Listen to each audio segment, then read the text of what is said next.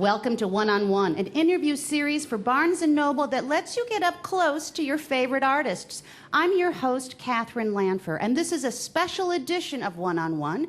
We usually tape it in a studio, one-on-one. But tonight, for this edition, we're assembled in front of an audience here at the flagship Barnes & Noble in Manhattan's Union Square. Go ahead, everybody. Say hello.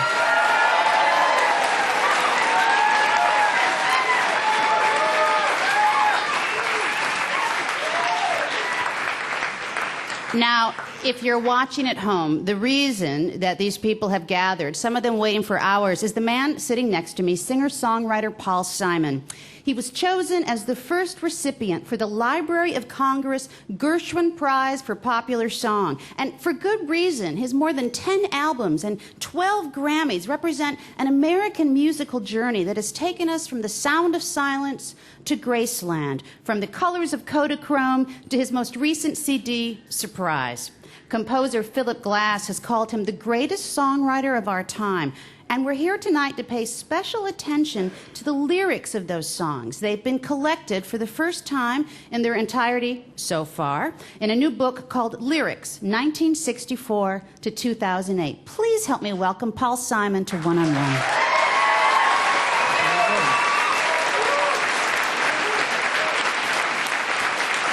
Thank you.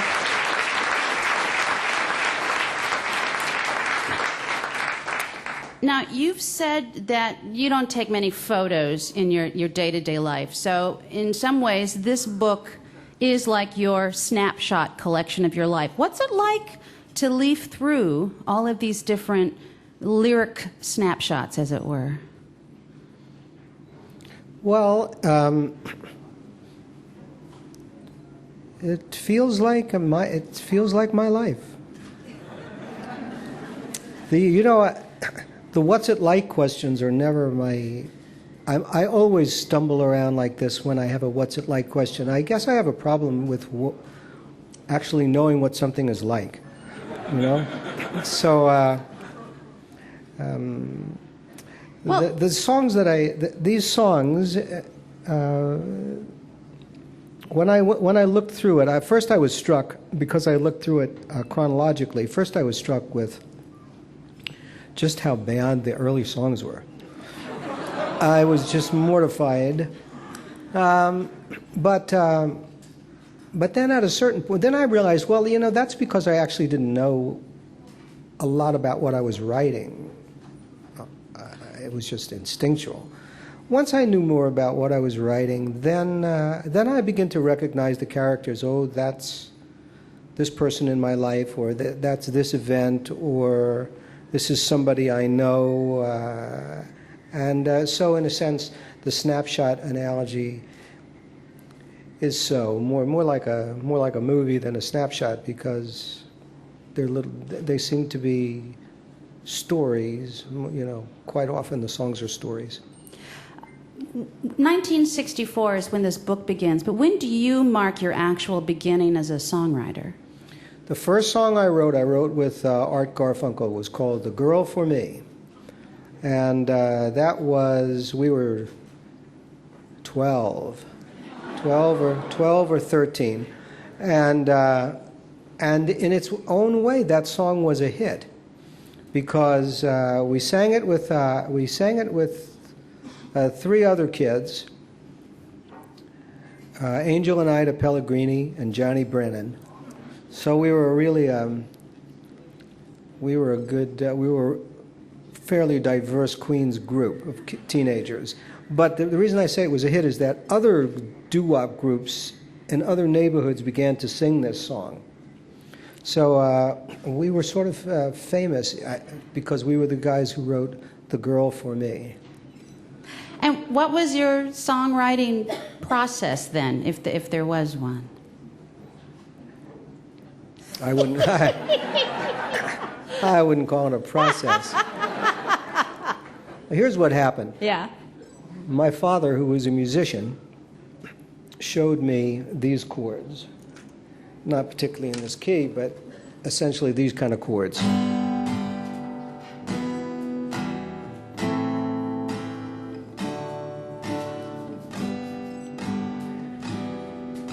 And I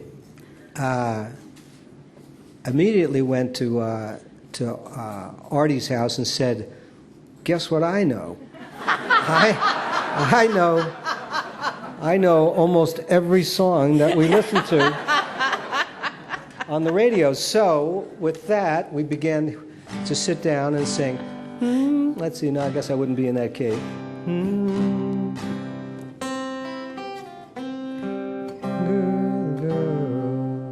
No, I wouldn't be there either. This is how that song went. The girl for me is standing there. That's the one. Flowers in her hair. I'll always love her, and I know she'll be true. She'll be true. And that was our first song.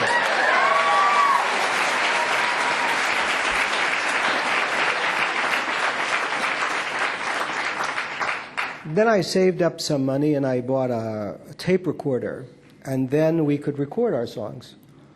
And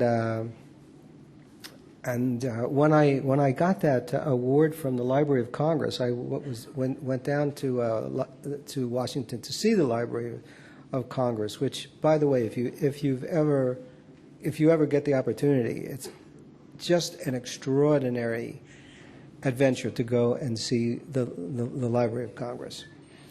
But anyway, they have every song that's ever been copyrighted, and they have "The Girl for Me" there, which my father wrote out because he was a musician, and so it's there. It is in his handwriting, and I think it was, well, let's see, probably like maybe 1955 or 56, something like that. So that was the beginning. And then, of course, Artie and I went on, and we actually made a record when we were almost 16, and we recorded under the name of Tom and Jerry. And the song was called "Hey Schoolgirl," and that actually became a hit, and was played on American Bandstand, and we watched it, on television while they rated it. I'll give it a 95. And so we actually had a hit, and had to take a train ride down to Philadelphia and appear on American Bandstand. And this is a memorable experience for the both of us. But I'll tell it to you. It's we walked into the dressing room, to get whatever, to get changed into your performing outfit, and there was Jerry Lee Lewis, like combing his hair, and it was stuff. So pretty early on, the songs that we wrote became hits, and we stayed together for a couple of records. I mean, not albums, but singles. And then we went off to college, and we were still in high school, Forest Hills High School, and then I began to write by myself, and then when we got back together again, sort of at the end of college. Those were the songs that I had written by myself. Those early songs, and of those early songs, really the one that's, I guess, still famous is "Sound of Silence," which I wrote when I was 21 years old, something like that. Where did you write it? I wrote it. I wrote it in the bathroom of my parents' house. It had a very good echo sound. It was tile, and I would sit there and turn off the light, and that's where "Hello Darkness." So, I love that story. as I